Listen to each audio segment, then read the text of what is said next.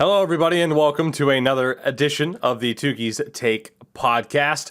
Right off the top here, I want to mention that the entirety of this show will be dedicated to covering the ongoing Kyle Beach story. We will not be getting into graphic details of the report that was put out there. That information's there if you care to look into it. As much as we'd love to talk about the on-ice product, at the end of the day, this is far more important than any takes on PK Subban getting fined $5,000, the Seattle Kraken handing out plush salmon, or new contracts that have been signed. We will return to that starting next week. I do have to mention off the top of the show, though, contractually obligated, that this show is brought to you, of course, by Manscaped. Code Tougie at checkout, 20% off your order, free worldwide shipping. Again, thank you to Manscaped for sticking with us. Now, this is interesting to kick things off, boys. Again, here with Endo and Sin once more.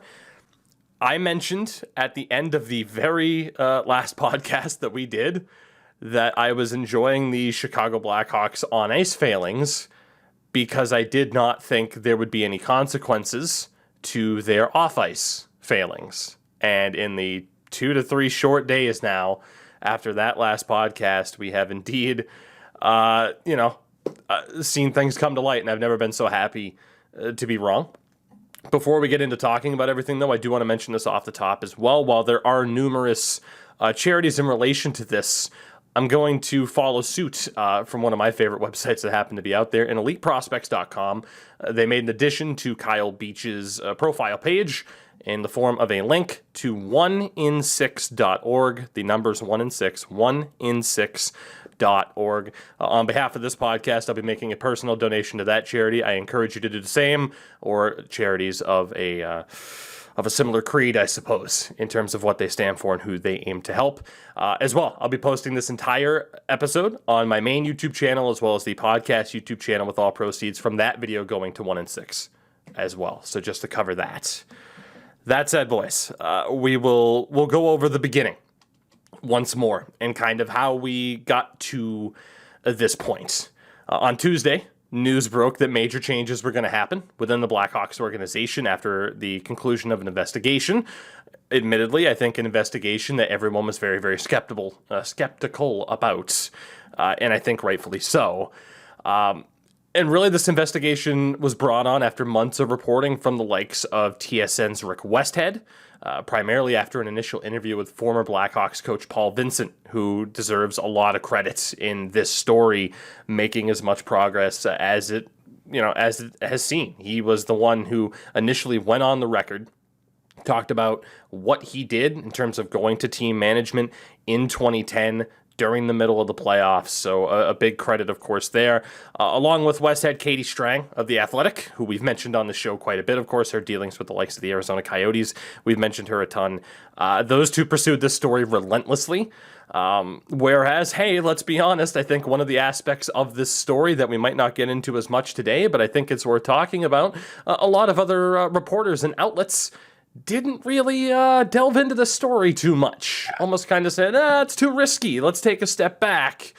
And thankfully, as we've learned from this story, a lot of people like to take the status quo approach of don't rock the boats.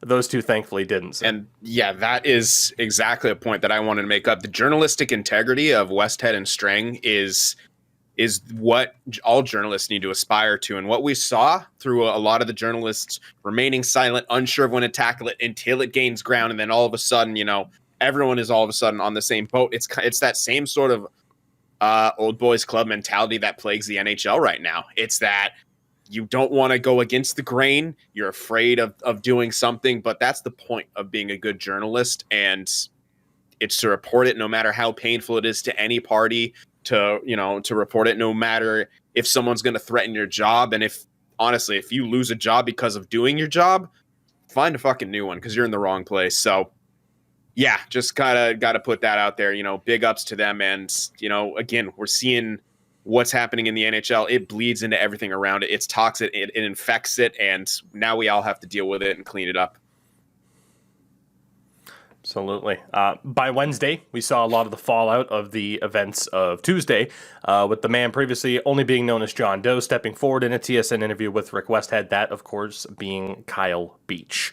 The short of it is, former Blackhawks assistant coach Brad Aldridge sexually assaulted Beach and others, with the Blackhawks failing to take proper action. When Aldrich did leave the Blackhawks in the summer of 2010, he went on to work with the U.S. Hockey National Program, as well as Miami University in Ohio. And then in 2013, he ended up in Michigan, where he sexually assaulted a 16-year-old high school player. Not only did they not take proper action at the time, of course, but Aldrich was allowed to remain with the team through the rest of the Cup run, getting his name on the Cup and having his personal day with the Cup as well. And that brings us, I think, to one of the initial discussion points that I've seen that I really don't think there's much discussion to be had. The question of, should Brad Aldrich have his name removed from the Stanley Cup? Where, I don't know about you, Endo, but my take is, how was his name not removed once he was convicted back in 2013, I do believe? Why did it take this report to consider maybe taking his name off the Cup? I have no idea why this is taking so long. It's this whole thing is just like a domino effect. One thing happened, and we're gonna get to all the other information that's gonna come out that came out and just discuss it. But it's just I don't know how this organization can do stuff like this and then try and cover it up, and then when everything blows up, GC kind of go like, "Oopsie, that's our past." Like, we're just gonna brush it off a little bit. It's inconceivable. And the fact that this is only one of the stories that's come out, I'm 100% sure there's other stuff that have happened in the past with other organizations, stuff like that. I don't want to say that's possible, but given how bad this situation is, there's probably countless stories from other players, not only just major leagues, but minor leagues, being harassed or forced to do certain things in order to better their career and have a shot at making the big leagues or whatever it may fit. And I think it's hard to stomach. I know a lot of people, I'm gonna say, like, when we get into this stuff like this, we're gonna get into the graphics, but just the context of everything around it. If you do feel uncomfortable, by all means, you can turn off the podcast and just walk away, take a break, whatever. We won't feel any malnurance, or I can't know what the word is, but we won't feel bad if you have to step away from the podcast for this episode. By all means. It's a tough episode for us to cover, so I'd imagine it's a tough episode for people to listen to. But again, we feel as though it's important. I think about what direction the show could have gone, and I think about the idea of, if I were to try to have a more positive spin on this podcast all the time, what would we have done today? I don't know the answer. We would have been the same. I don't know how you could possibly. Sorry to cut you off, but we would have been the same as the journalists who fucking just ignored it. Like, you can't do this. This is too big. It's too important.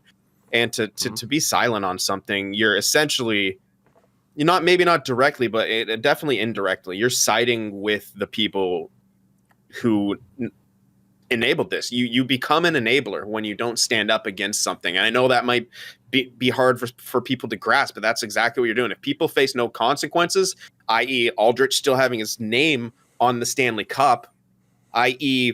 Mayu getting drafted in the first round, these are all connected, and it starts with people remaining silent on it. And yeah, so we have to do this as hard as it is for us, as hard as it may be to listen to, and as much as it may bring things up in people, it's got to be addressed. Yeah, just to add on. Very difficult show. Yeah, this is going to be hard. We're gonna talk with each other a little bit because there's so much to talk about and so much to dissect. Just like pre-warning, guys, if you're listening to the podcast, this is hockey. This is hockey culture. This is everything around it, and this stuff needs to end. And we've had discussions about what we wanted to talk about, and we wanted to take an extra time to break down everything, make sure we cover everything that's happened with the situation, because there's a lot. There's like 4, 5, 6, 7 sections that we have to get through this episode. Yeah, so I thought it was best, and admittedly, hey, I'll take the blame on anything that we might have forgotten to add in. I did my best with about 2.5, 3 hours worth of showtime prep to go through all the information that's been released to try to kind of section it out based off of the topic at hand and go through it that way instead of like if you try to go through this chronologically, oof, because obviously whenever something comes out, more information comes out later. So again, if there's anything that you think we may have overlooked or anything like that, let me know, but I promise it's not intentional. The last thing to mention here, I kind of put this in the beginning section. I don't really know if this was the right spot for it, but here we are. In the aftermath of all that's happened, this report coming out, really the day before the report really dropped, Stan Bowman, GM of the Chicago Blackhawks, was allowed to, quote, step aside. He also stepped down as GM for the U.S. men's Olympic hockey team. And we've seen the example already with Brad Aldrich himself of being allowed to step down, as opposed to, hey, the word firing being used.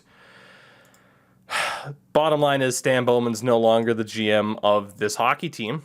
And Sin, I'll throw it over to you here because you started to have a take before we started recording in terms of, wow, boy, how much of a punishment is this actually for the Chicago Blackhawks? Exactly. I mean, we avoiding trying to talk about the on-ice product, but it's been severely hampered by Stan Bowman.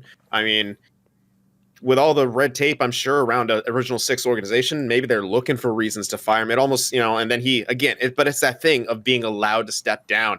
You're a corporate guy, you get arrested. Oh, we're going to put a jacket over your handcuffs. Your handcuffs are going to be in front of you. It's this whole thing of giving these people dignity just because they're in this position of power and they have this reputation, but they've tarnished it. And I don't care how much dressing that you try to put on this thing. Their reputation is tarnished forever. And anyone with a brain and anyone who can think logically and rationally about this sort of thing and really understand that this is something that's real and in hockey, and it's not, no one's out there trying to bring down hockey or bring down these guys without reason. All right. This is real pain, real trauma that people are going through. And again, this just feels like PR things. Like, oh, find $2 million and fire your GM. What kind of consequence is that? $2 million is absolutely nothing. They didn't have to forfeit draft picks. They're not really punishing the team long term. They're thinking ahead already. Well, the Chicago Blackhawks, Original Six, big market. Can we really punish them for that long? But something, had to be done. And this is a situation where it feels like you're only sorry that you got caught. The NHL is only sorry that this came out to light and that the public has it now. That's what this feels like. And that is what really, really angers me, is that it's only serious because other people are telling you it, and they don't grasp it, or maybe they do and they're just so far gone that they're just able to, push that all aside for profits and for reputation. But again, it's more negatives done to the reputation, profits, whatever. But it's, for me at least, it's such a hard time for me to look at the NHL and especially this Blackhawks organization in any sort of positive way right now with the way this has all been handled. Yeah, I mean, we'll move on to our kind of second section here, a little bit smaller of a thing to cover in terms of what we can really talk about, because it's more of a promoting thing. But, obviously that first little section covering pretty much what happened from the beginning of this summer up until Tuesday.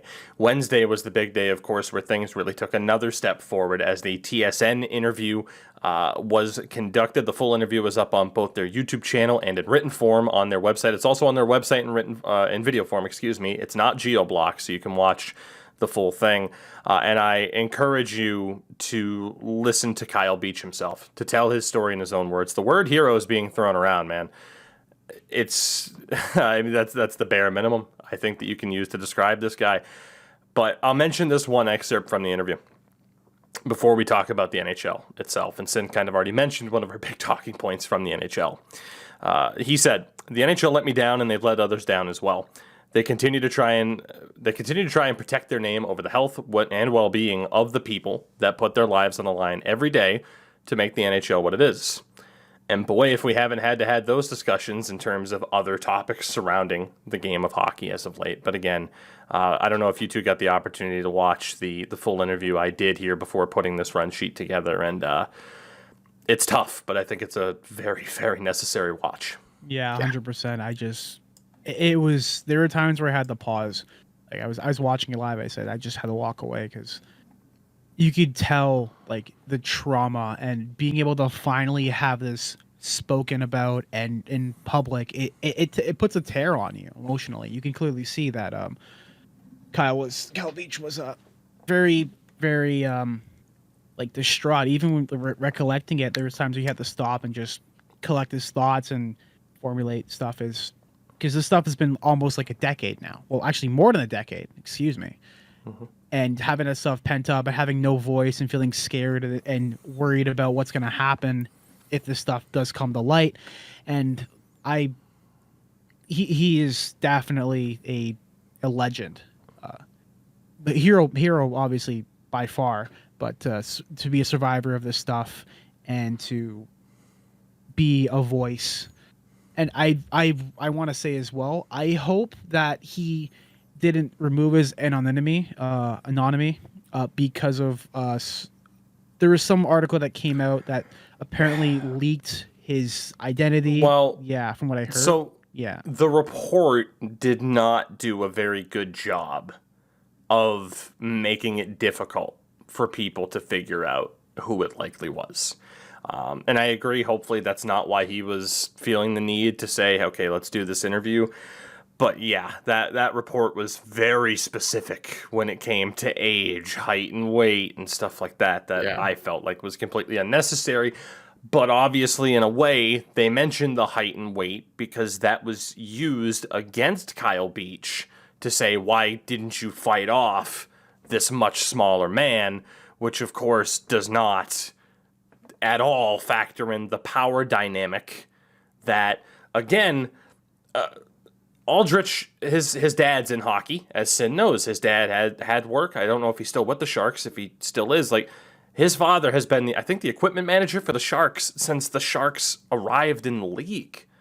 Like, this is a guy from a hockey family who's in a position of power, who can threaten your career while also threatening you physically with a baseball bat. Yeah, but again, people will only look at the height and weight thing and, well, how could you not do that? And the ignorance to sit there and say that a 20-year-old who just wants to live out his NHL dream wouldn't be scared of throwing that away because of the power dynamic being thrown against him. Like, it's just, it's absurd. And honestly, people like that,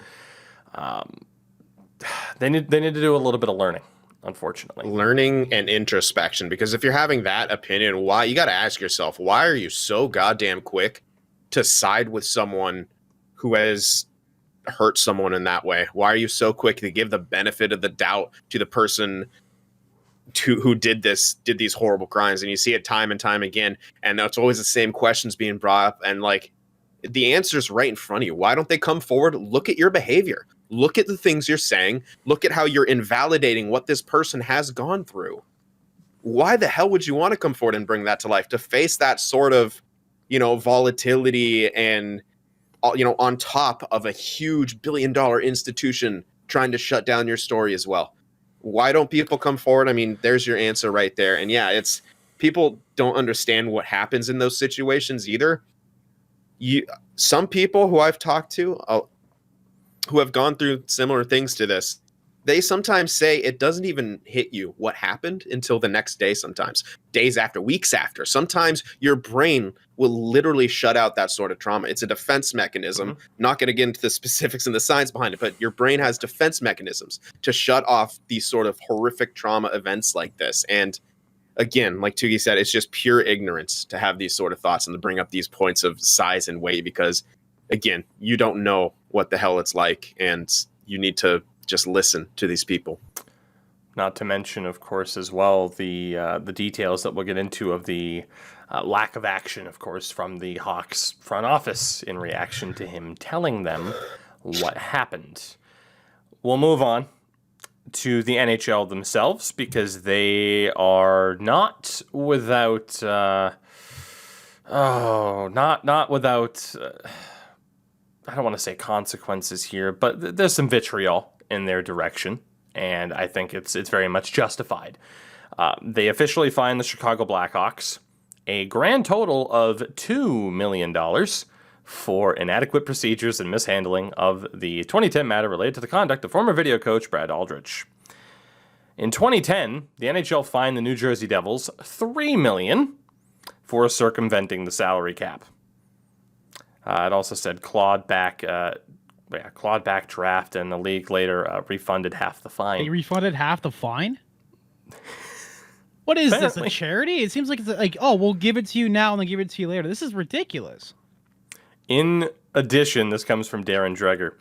In addition to planned meetings with Quenneville and Cheveldayoff, which we'll talk about again a little bit later on, the NHL sent out a culture memo to the clubs yesterday reminding what's acceptable and what's not, and highlighted the resources rolled out to support teams and personnel dealing with bad situations. Yeah, those same resources that did absolutely nothing the last time. Yeah, I'm sure it'll work this time. Yeah, 100%. Yeah. It doesn't even come off as the bare minimum, does it? No. $2 million. A $2 million fine for this. That's Yeah, like I half- said it's earlier, like a it's- write-off. It's like a fucking PR move, and it's just What were the Rangers fined It's like 250. for criticizing? And if you can look that up, what were the Rangers fined for criticizing the? I think it was officially for criticizing the officiating in the aftermath of the Tom Wilson incident. $250,000. yeah, that's what I was gonna say. It reminded me like $250,000, which is Yeah. for to quote- comments yeah. made hurting the league's feelings. To quote AP News right here, the NHL fined the Rangers an extraordinary $250,000 on Thursday for what Commissioner Gary Bettman called demeaning personal comments made publicly about the head of player safety, George Peros. It's believed to be the largest publicly announced fine of its kind in NHL history, May 6, 2021. So if Don Sweeney tomorrow, and then for the next 8 days, goes out and criticizes George Peros, I'm just saying the numbers add up, and it's a joke, Yeah. right? There's no other way to view it. It's an absolute joke, and just honestly disgusting. And that brings us not only, of course, to the NHL itself, but the NHLPA, and specifically one Donald Fair, who also are not without blame in this situation. We'll get into more details about the Hawks a little bit later on, although it's already clear that the entire organization only cared about a cup and nothing else. But yeah, even more so, again, the NHL and the NHLPA didn't do anything either. Donald Fair, the NHLPA director, was informed in 2010 and 2011 about Aldrich's assault of Kyle Beach, and also Aldrich texting a dick pic to another Hawks player, according to the investigation. But Fair evidently did little or nothing, and now denies recollection of that. He released a statement saying, Kyle Beach has been through a horrific experience and has shown true courage in telling his story. There's no doubt that the system failed to support him in his time of need, and we are a part of that system. Yeah, no shit, you're a part of that system. You were named in the report. You were literally named in the report as someone who was approached, apparently multiple times, and you did nothing. Yeah. Oh, I have no recollection of these events. I can neither confirm or deny. I plead the fifth. It's all just garbage that you hear at any time when a powerful person is in any sort of trouble. It's just this, again, I'm going to say it, like, it's just a microcosm of larger things. Everyone, I said it earlier, the people, coming out and, not wanting to believe the victim, that's a microcosm of the NHL. The NHL taking this right, it's just a microcosm of some of the corruption in the world at large. And again, we need to fix it on some form of scale, or I'm just getting tired, like just physically and emotionally tired of this stuff coming to light.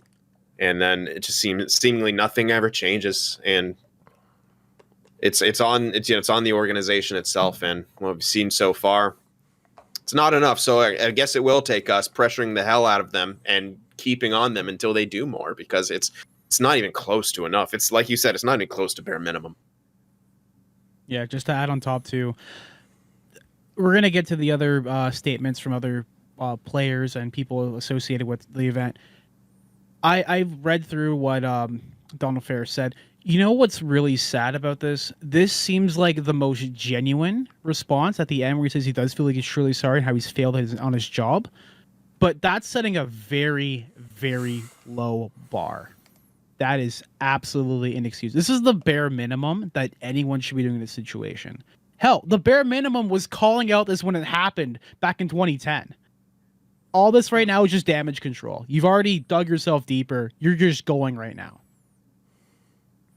To anybody that is watching the podcast in video form, I am keeping an eye on Twitter, on my phone as well. Same. Just to wait, Because there's just so to wait much. to see Yeah. for any other particular news pieces that come up. One in particular that I'm very intrigued by. But for now, we'll move on and talk more specifically about the Chicago Blackhawks themselves. This is from Rick Westhead. Worth remembering that the Blackhawks many months ago in their statement of defense wrote that allegations of abuse and a cover-up had already been investigated and were found to be without merit. We investigated ourselves and found no wrongdoing. Again, microcosm of a lot of other issues, and god damn, we live in two different worlds. We down here, we face consequences for our actions, and players face consequences for their action by and large. Even in that, but I mean, us as the normal people, it's actually insane. It's really just two different systems of justice, and that's what makes it worse, is that they looked at this, they would have found stuff, and they doubled down on covering this up. Oh, we'll be talking about people doubling down as well. Yeah. From the report, Blackhawks officials held a meeting on May 23rd of 2010 to discuss the allegations of sexual assault. Those present included John McDonough, GM Stan Bowman, Joel Quenneville, Jay Blunk, and Kevin Cheveldayoff, the current GM of the Winnipeg Jets. From that report, quote, according to the Director of Human Resources, Jim Gary, who is often referred to as Doc Gary, said that during that meeting, Quenneville appeared angry and was concerned about upsetting team chemistry. Stan Bowman, during his interview, recalled that after learning of the incident, Quenneville shook his head and said that it was hard for the team to get to where they were and they could not deal with this issue now. Bowman also recalled John McDonough saying that the Blackhawks might never make it this far in the playoffs again and that they needed to think about when to handle this issue. Your reaction to that first, gentlemen? Crock of shit. It's goddamn. Like I had a thought, but just hearing the rest of it, period. I don't get it. I mean, I get it from how the hell did Quenneville step behind the bench last night after all this? We'll talk about that too, but I know that's my only. See, this is why this podcast was so difficult to put together, because you talk about one thing and you want to lead it to another. I'm doing my best to keep us on track, but it's all all encompassing and it's all incredibly infuriating. Yeah. I'm getting chills just talking about this stuff right now. It's bad. It's awful. Yeah, it's inexcusable. This whole thing is just inexcusable. For 3 weeks after this group was informed of allegations, no action was taken because of, quote, whether or not it was the right time. As noted before, Aldrich stayed with the team until he was given the option to resign, which inherently allowed them to avoid investigation. Joel Quenneville, however, wrote an evaluation of Brad Aldrich on June 29th of 2010 after Aldrich had already resigned from the organization. And of course, again, after deciding not to do anything to address the allegations, the then video coach later made sexual advances on a 22-year-old intern before being let go by the team. Danny Wirtz, current owner, or I forget his official title with the team, but obviously of the Wirtz family that's owned the Blackhawks for a very, very long time, says no executive involved with the 2010 team will be with the organization any longer, which means Blackhawks Senior Vice President of Hockey Ops Al McIsaac will be departing the organization as a result of the findings. And on top of that, Kyle Beach released a statement on Twitter shortly before this podcast started recording, mentioning that there is still, of course, an ongoing legal battle with the Hawks, where I do believe in a different statement that was out there, there was something in relation to saying that the Hawks were going to try to reach a settlement. I wonder why they'd want to reach a settlement so fast. So they give him another $2 million? Get that $2 million from the NHL to him? It's ridiculous. There's no amount of money in the world that can undo what was done completely. I don't know. Well, I know what you should do. Everyone who's been a part of this thing, they should be banned from hockey. Not even just the NHL, just hockey in general. The fact that it's been 10 years and this is now coming into light and this is now being discussed, it's disgusting. Yeah, and I bet a lot more people know about it who we're never ever going to find out about, probably all the way up to the top. This sort of situation, in my opinion, would require a complete house cleaning, and it literally would start at the top. Bettman gone, everyone, just the way this was handled, like coming to light after, over a decade. And I find it very odd also that this sport that prizes itself on you don't let anyone take liberties and you got to stand up for yourself and your teammates, let a predator run through their organization the way that they did while constantly trying to cover it up. Like what is this hockey culture? Clearly it's not standing up for one another. That's clearly not it. Like you can't say one thing and then act completely differently because it's you can't rock the boat here. It's just gross. We'll move on to the next little tidbit here of information that I wanted to mention as well. And it was an article that was written by Mark Lazarus, who does cover the Chicago Blackhawks. It's hosted on The Athletic. I highly recommend you check it out. And here's the excerpt from that. Kyle Beach is sorry. Now, he is saying this in reference to the TSN interview, of course, that we recommended earlier, where Kyle Beach, in one of the more difficult moments of that interview, shared remorse. And honestly, you could tell he feels like he's partially to blame for the fact that a 16-year-old kid was a future victim. And that's one of the most heartbreaking things I've ever seen. Lazarus continued, Stan Bowman never said he's sorry. In one of the worst prepared statements in public relations history, the former Blackhawks GM said he regrets assuming that John McDonough would report Beach's allegations to the proper channels. McDonough himself never said he's sorry. The man who ruled the Blackhawks with an iron fist hasn't spoken publicly since he was fired a year and a half ago, and McIsaac never said he is sorry. He disappeared from the organization as quietly as he ruled it for nearly 2 decades, not even mentioned by name in Danny Wirtz's, or I think it's Wirtz, but his house cleaning on Tuesday.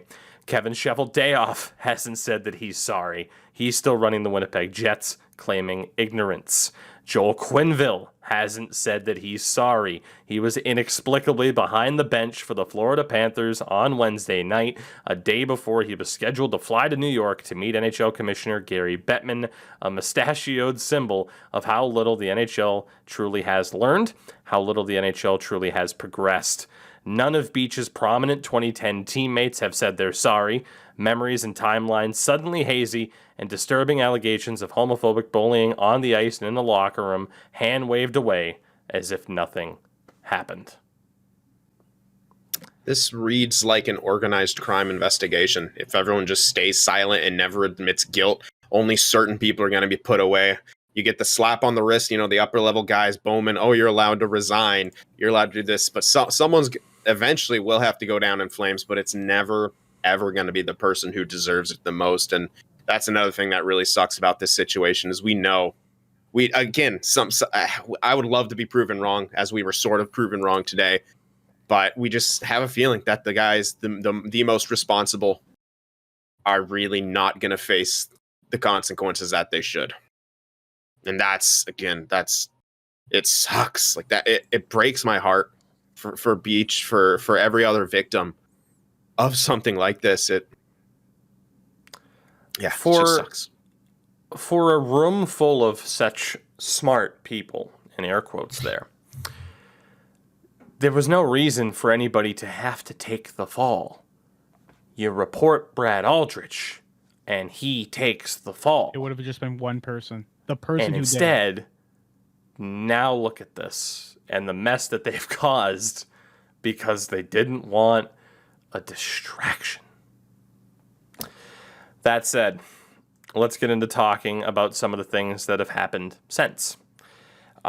In my opinion, Jeremy Colleton, head coach of the Chicago Blackhawks, should be fired today, and not just for a lack of on-ice performance. He said this about Stan Bowman in the aftermath of Stan Bowman's stepping down from the Blackhawks. Quote, The Stan I know, those aren't his values. It's hard to separate the two. Personally, I just think that you feel for him while also understanding that hockey culture, we got to make sure we're doing the right things. You know what? The Stan I know let this happen. That's the Stan I know. So, Jeremy Collision, you can go shove it completely after all this happens. I don't care. After everything that's happened, after Kyle Beach coming out and saying that he feels sorry for not having this come out and to stop two other stuff from happening, that is like there are no words to understand how frustrated I am and how irate I am at this whole situation. It is absolutely disgusting. It is a stain on the organization. It's a stain on the league, and it's a stain on hockey in general. I just want to point it. Oh, yeah. Sorry. I thought you were done. My bad. Keep going. No, I could go longer, but go for it. I'm gonna simmer down real quick. The wording that he uses right here makes Bowman out to be a victim, and that's what pisses me off so much. Doesn't mention the actual victim. He's like, the Stan that I know. Oh, this isn't her value. He's being put in such a bad light right now. Oh no! Holy crap! Again. They don't understand the weight of the issue. They still don't get it. Yeah. They don't. Oh, and it boggles the mind. After the game and the backlash to his original statement, Colleton started his post-game by saying he wanted to clarify his comments from the previous morning. Quote, I made a mistake in not being more specific about my sympathy and admiration for the courage of the victims of sexual assaults. Said Kyle Beach should be commended as well. Made a mistake in not being more specific about my sympathy and admiration for the courage of the victims. Yeah, that Hawks PR team works fast, and they're working overtime right now because those aren't his words. I refuse to believe that. If you lack sympathy as your initial reaction, that's your gut reaction. That's your instinct. That's where your mind is. I don't believe anything you really say after that. Yep, you have one chance to make a good first impression.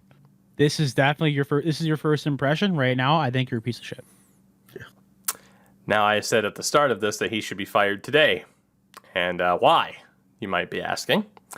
If in case that little segment there didn't do enough for you. Wait until our section specifically about Patrick Kane and Jonathan Taves and see if his original statement sounds very familiar to things that they said. We'll move on to talking about another staff member involved in this, of course. That is Jim Doc Gary, a name you are seeing a lot of due to this quote from Beach. And if you need to, grab something, I recommend putting stuff down to not throw it against the wall in anger. Kyle Beach said this, quote, that's also what Doc Gary told me, that it was my fault. Because I put myself in that situation in the first place. Jim Gary is a licensed counselor who was hired as a mental skills coach / team counselor.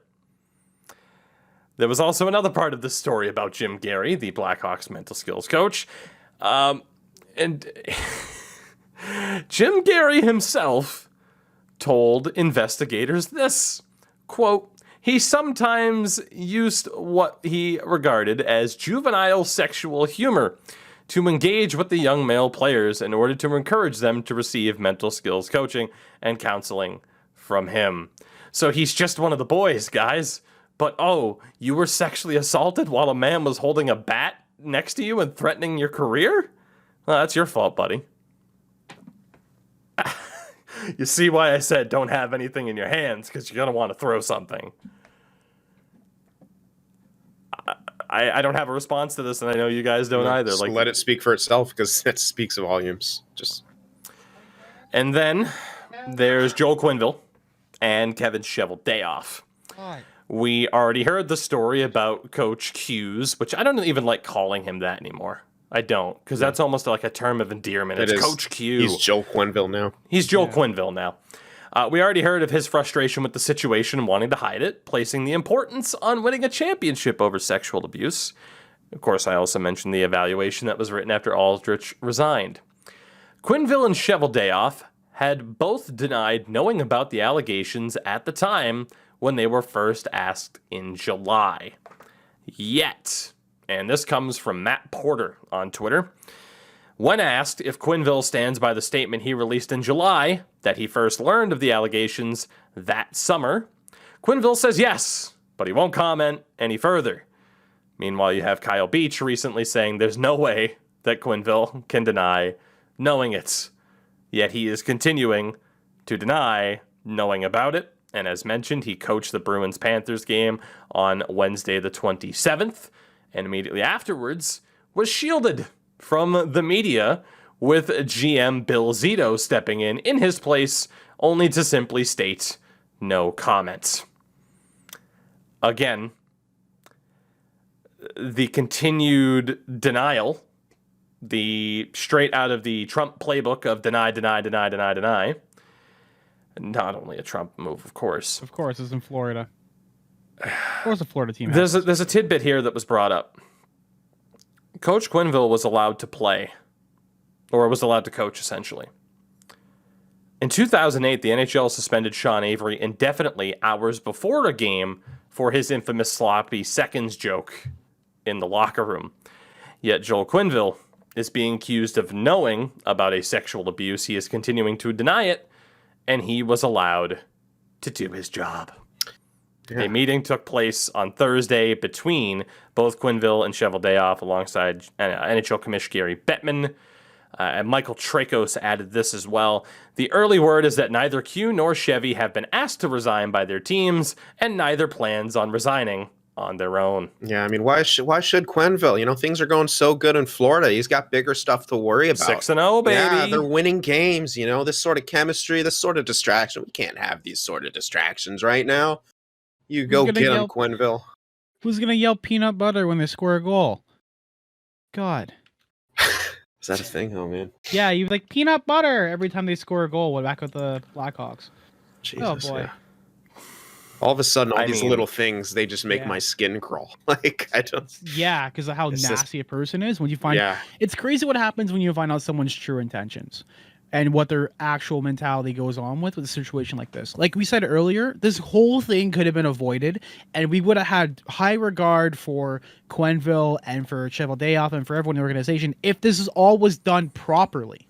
If none of this happened, if Aldrich was the only one to fall in this whole situation, this would not be a problem. The franchise they would have won their Stanley Cup and been an absolute dynamo. But I feel like that whole dynasty is tainted because of the situation. It is. Yeah, 100%. And at the very least, and look, I'll say this, and I said the same thing earlier in the week when we talked about the Chicago Blackhawks. This is in no way a shot at Blackhawks fans. I'm not saying that they should be ashamed for the fact that they were happy that the Hawks won 3 cups between 2010 and 2015. Those were fantastic teams. As a fan of that team, you are more than in the right to have happy memories about those teams. But at the end of the day, are those cup wins now no longer just going to be viewed as a great team that won 3 Stanley Cups? Yes. Because Stan Bowman was a part of building those teams. Because certain guys were still there from 2010, because Joel Quenneville was behind the bench. And I hate to tell you, but Joel Quenneville, who I, on this very show, called a guaranteed Hall of Famer, who I said it's ridiculous, he only has 1 Jack Adams, and he never won a Jack Adams in Chicago. His legacy's gone. His reputation is forever tarnished, and as a result, those cup-winning teams for the Blackhawks, they're going to be viewed differently now. I'm sorry, but that's how it is. You're not wrong to still want to be a fan of Chicago. If you feel like attacked for being like, well, I love those teams. You didn't do anything wrong. You didn't know. But yeah, no, the legacy's changed. Yeah, honestly, that's just how it works. Love those teams all you want. Love those memories all you want. That's fine.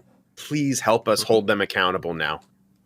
I'm not saying you have to hate your team. You have to, not look back on some of those with fondness. But with the information you have now, you need to please help us hold these people accountable and fight for this sort of change that the NHL so desperately and the world so desperately needs. Yeah, and it just the good thing is, I just add on to go ahead. This people said that the Tampa Bay Lightning championships, the back-to-back were asterisks on it because of COVID and because of certain situations being over the cap. These championships that they've won with this team and everything, these are the asterisk Stanley Cups because of what's gone on and allowing this stuff to happen over caring about someone's mental health and caring about allegations and an actual crime being committed. That is why it's inexcusable. Just like, I don't have enough words. There are not enough words in the Webster dictionary to describe how I feel about the situation. We're gonna go in on, I mentioned them earlier, Jonathan Toews and Patrick Kane very soon. Look towards someone like Alex DeBrincat, though, if you're a fan of the Chicago Blackhawks, because he had the appropriate response in terms of looking at the departure of Stan Bowman. Didn't try to defend his character, nothing like that. Look at someone like Alex DeBrincat. Embrace someone like that who has the right mindset and the right attitude as a future leader of your team. Yeah. Embrace the people like that within the Chicago organization. The next little section we have here, again, has to do with those trying to deny that they knew. And this interaction is from that TSN interview with Rick Westhead and with Kyle Beach, We've had a lot of different names to keep track of, and there's a dog barking in the neighborhood. I want to shut that window. There we go. So Rick Westhead stated, court documents show that you've said that some of your teammates said after the fact that they started using homophobic slurs. For legal reasons, we won't name them, but how often was that happening? How frequently was that happening? Where was it happening? And how soon after the assault was it happening?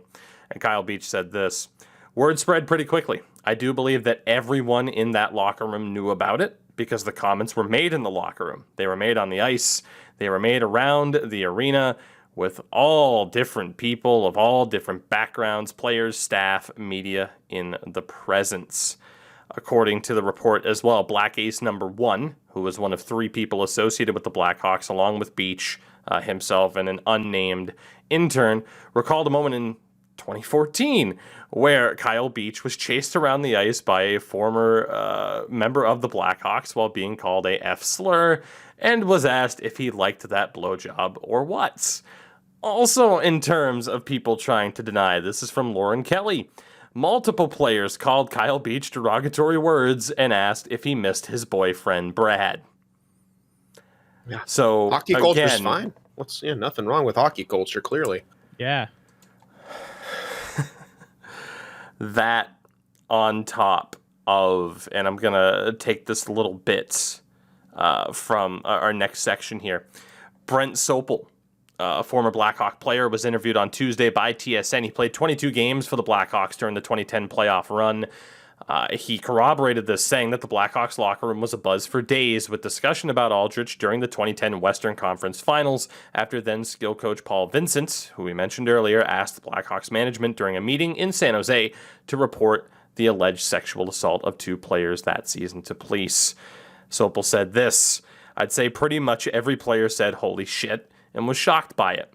We were all in the same dressing room. It was something that was discussed for at least 2 to 3 days. Quenneville was in the same office as Aldrich. We heard about it.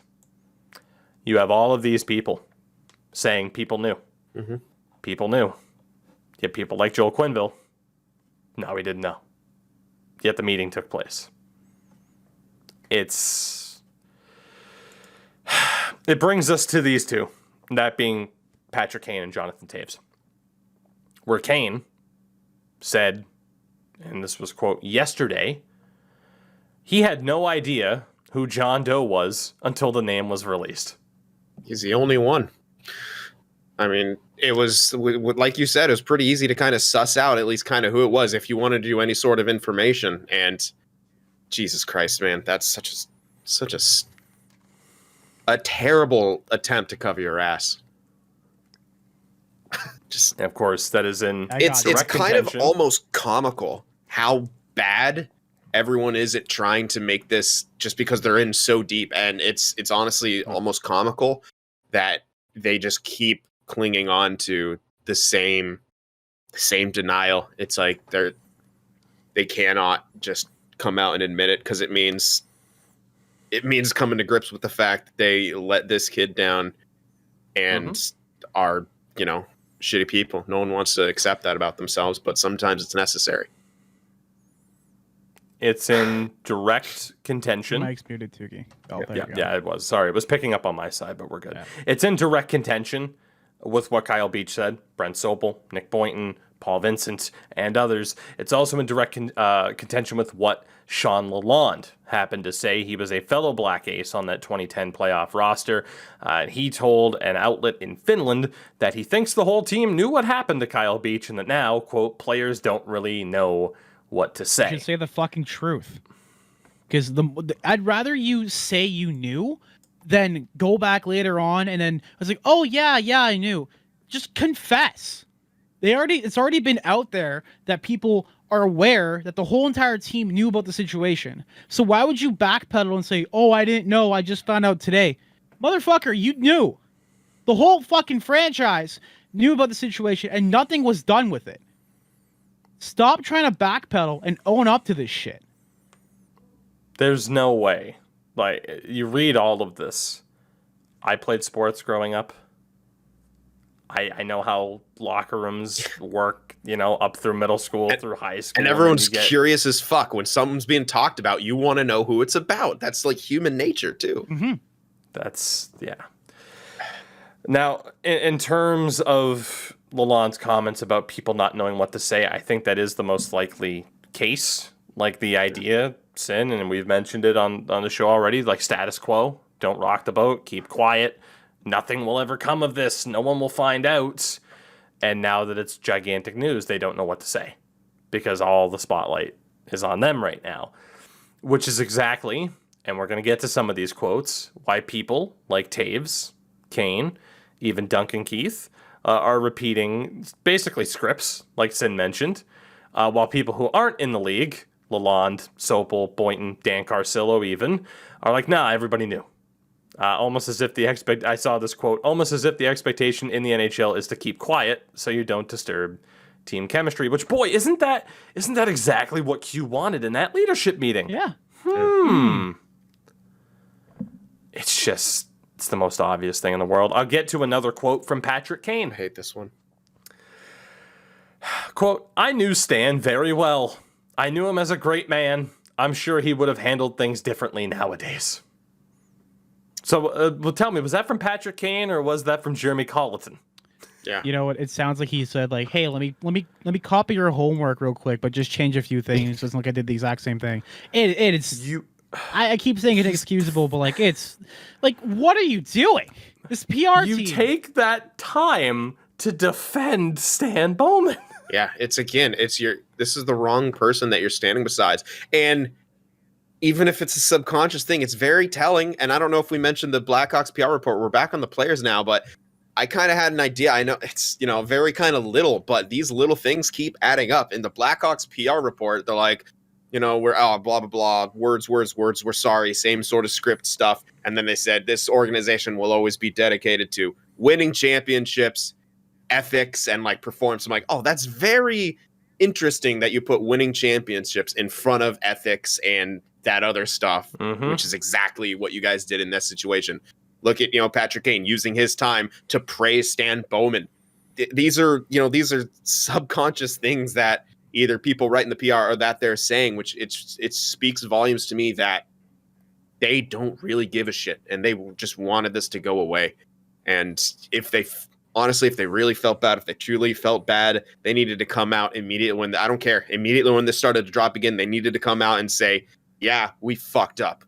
We were fed the same lie by the league. We're sorry. But no, you double down. You think you're going to get in too much trouble. And now you are. Now you're in way more trouble because you're still trying to make it go away. You're still singing the same tune when it's all out in the open and we can all see it now. And we can all see that you're full of shit. And sorry, if you can't see that, really reevaluate yourself because it's pretty clear.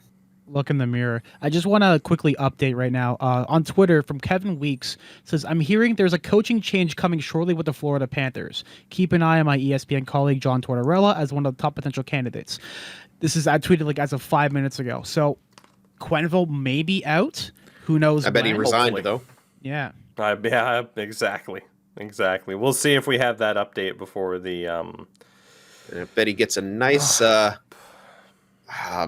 recommendation as well. I will say it's also coming from Mike Stevens at Mikey Stevens 81. Hearing Quenneville is out as head coach of the Florida Panthers. There you go. So we will we'll keep an eye on that and give our final thoughts on that at the end of the show. Yeah. I wanted to add in a few quotes here from Jonathan Taves as well. Quote, "Say what you want about Stan and Al. They weren't directly complicit in the activities that happened." Well, they didn't rape him. That's essentially what Jonathan Taves just said. They just what stood a leader. by. Yeah, they stood by, found out about it, and did fuck all about it. You're part of the problem. Good leader, holding people accountable. Unbelievable, yeah. Yeah. Jesus Christ. The next quote. "People like Al and Stan have made the Blackhawks for players around the league and on the team one of the special places to play." Yeah, it's really special because something could happen to you. You're not going to do jack shit about it. They're going to bury it under because, gotta win a cup, a silver hardware. That silver piece of hardware is not going to repair the mental damage that's done to you completely over this whole situation. So it's like one of those sick questions, right? Yeah. Except, hey, guess what? It really happened. Oh, okay. All right, guys. We're all sitting around drinking. Okay. Hypothetical. You win the Stanley Cup, but someone in the world gets sexually assaulted. Do you do it? Yeah. And the Blackhawks leadership said yes. Yeah, we'll do that. Three times. Yeah, no kidding. Another quote from Jonathan Taves. Quote, "For someone like Stan, who's done so much for the Blackhawks, and Al as well, to lose everything they care about in their livelihoods as well, it just, I don't understand how that makes it go away. To just kind of delete them from existence. That's it. We'll never hear from them again. I have a lot of respect for them as people, and they're good people." Yeah, you know who else lost a lot? It was Kyle Beach. And that's going to stick with him forever. These guys are going to move on. They got plenty of cash. They again, what really happened to them? Like this is the thing that pisses me off about this happens every single time sexual assault's brought up. Oh, what about this person in power? They could lose everything. No, they don't. They're really not losing much of anything. In fact, they don't deserve what they had simply because of their failure to do their job in the first place. If any one of us doesn't do our job, we get fired. Plain and simple. They didn't protect this kid. They didn't care. They legitimately did not care. Because if they did care about the well-being of their franchise and their players entirely, not even just Kyle Beach, this whole thing would have been solved back in 2010. We would have addressed it. It comes off as these guys are great men because they helped me live my dream. even if it crushed the dream of somebody else. Yeah. That's what it comes off. Step on someone to get to the top. That's what it is. It's a sacrifice. It's essentially a sacrifice to this dude. It's a literal human sacrifice. Yeah. Jonathan Taves on Kyle Beach. Quote, "Listen, at the end of the day, I don't wish to exonerate myself in this situation by saying I didn't know, but the truth is I had not heard about it until training camp the next year. Keep in mind, Kyle Beach and others have said that training camp and other instances is where the abuse took place from his teammates. So you didn't hear about it. So what? You didn't hear about it until someone asked him about Brad on the ice the next training camp? Is that when you first heard about it, John? That makes it worse. That makes it that you're just like peacocking the whole entire situation, just making it even worse. I keep saying even worse, but everything we hear about this, it just keeps getting worse and worse and worse. When does it end? Yeah. Okay, so you hear about it at training camp, Mr. Leader. So you don't stop any of the abuse happening, the verbal abuse happening. Now we're just boys will be boys. Taves, quote, "Wish I could have done something. It's not an excuse looking back, but the truth is a lot of us were focused on just playing hockey. Boy, isn't that what Quenneville and company just wanted." This is it. This is hockey culture in a nutshell. They're all trained. No one's a real leader. I refuse to believe anyone there is a leader because none of them are taking responsibility. None of them are willing to go against the grain. None of them are willing to do the hard thing. And that's to say, fuck you guys and do what's right. No one in this entire situation did what was right. That's the issue. And that's why Kyle Beach has gone through what he has. As far as I'm concerned, Joel Quenneville has no legacy in the NHL, at least not a positive one. Patrick Kane, who I have called the greatest American player in the history of the NHL on this very podcast, has no positive legacy at this rate. Nor does Jonathan Toews. I'm sorry. You can view that as, no, you're salty about 2015 or whatever bullshit. If you've made it through this much and then you hear me say that and you think it's something to do with fandom, you're completely misguided. That's what they got. Like, they get to wear this as the letter on your chest that this is what you're going to be remembered for by a very, very large amount of people. Yep. To end this show, I want to talk about what, Kyle Beach went through. Not only what he physically went through, but you talk about a guy who you look at his career trajectory and the immediate aftermath of this incident, and it's right there, plain as day.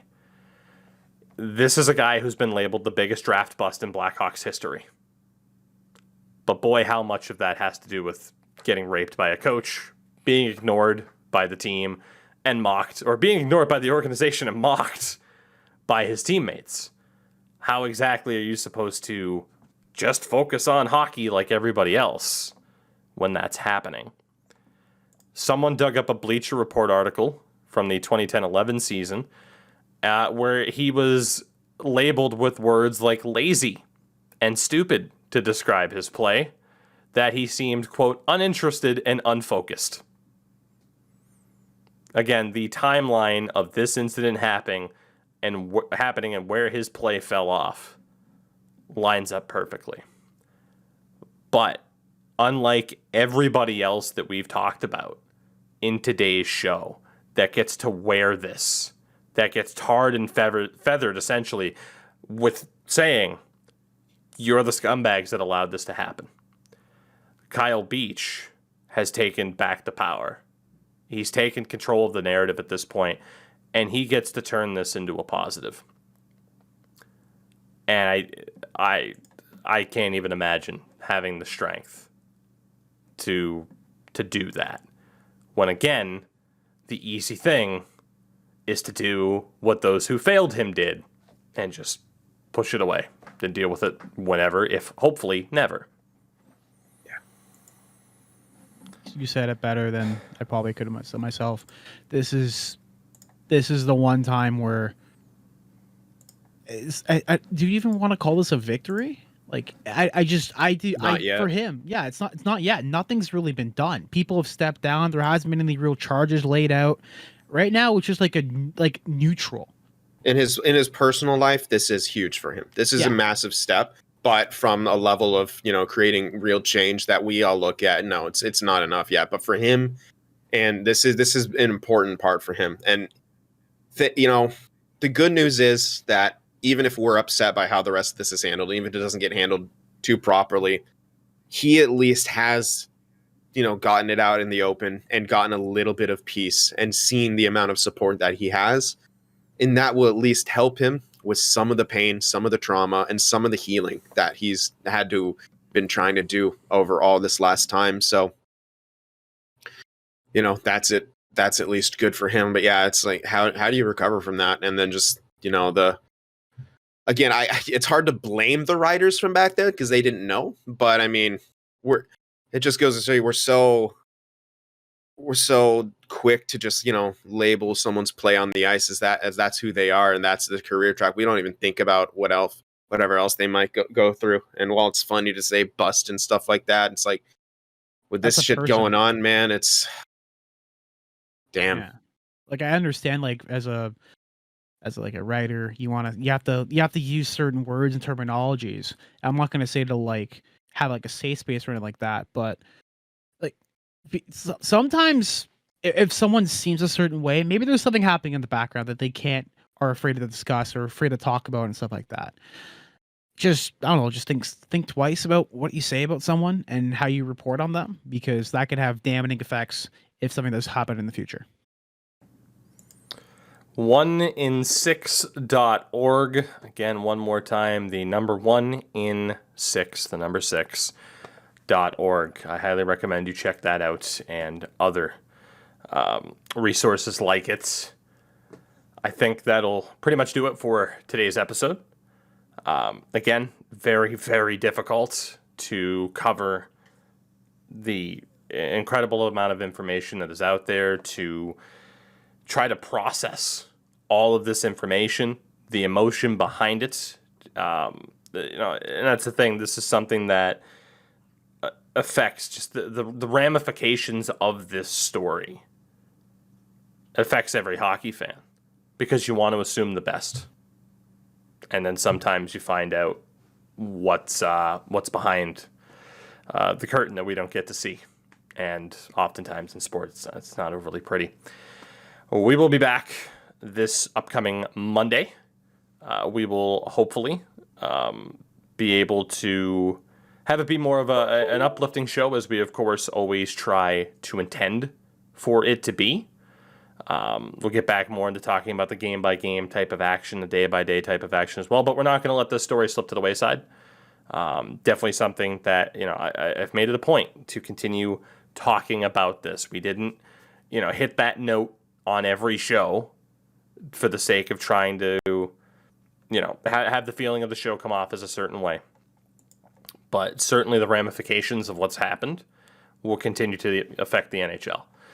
And, for example, the confirmation that Joel Quenneville is going to be out as Florida Panthers head coach as we move on here through this show is hopefully just one of the very early steps towards getting things to where they should be. May common sense prevail certainly more frequently than it has. Again, if you've been watching on the YouTube side of things, link to socials and all that's there. Of course, you can find the links to everything that we do relatively easily. 1in6.org. And we will see all of you next week. Thank you very, very much for listening.